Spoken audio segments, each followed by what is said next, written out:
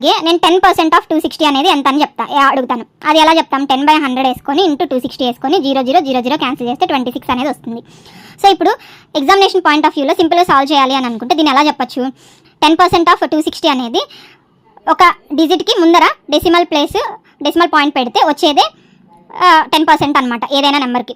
So ఇప్పుడు నేను 260 అనేది ఉంది కదా, 260కి లాస్ట్ డిజిట్ ఏంటి? 0 కన్నా ముందు డెసిమల్ పాయింట్ పెడితే 26 అనేది వస్తుంది. అదే అనమాట 10%. ఇప్పుడు నేను సేమ్ ఇదే విధంగా 1% ఆఫ్ 260 అని అంటే ఇలా సాల్వ్ చేయకుండా నేను ఏం చెప్పచ్చు? 1% అంటే 2 డెసిమల్ పాయింట్స్ ముందు పెట్టుకుంటాం అనమాట. అంటే 260లో 2 డిజిట్స్కి ముందర డెసిమల్ పాయింట్ పెడతామన్నమాట. సో అదేమవుతుంది? 2.60 అవుతుంది. సో 2.6 అనేది 1% ఆఫ్ 260 అనేది వస్తుంది అనమాట. ఇదే విధంగా 50% ఆఫ్ 260 అనేది మనం ఏం చెప్పచ్చు? హాఫ్ అనమాట. 50% అంటే 100%లో హాఫ్ కదా. సో మొత్తం నెంబర్ ఏంటి? 260లో హాఫ్ అంటే 130 అనమాట. సో అలాగే 5% ఆఫ్ 260 అంటే మనం ఏం చెప్పచ్చు? ఉన్న 50%లో 1 డిజిట్ ముందర డెసిమల్ పాయింట్ పెట్టుకుంటాం, అంటే 13 అనేది వస్తుంది అనమాట. సో అదేవిధంగా నేను 60% ఆఫ్ 260 అంటే నేనేం చెప్తాను? 60% మనం ఏం చెప్పచ్చు?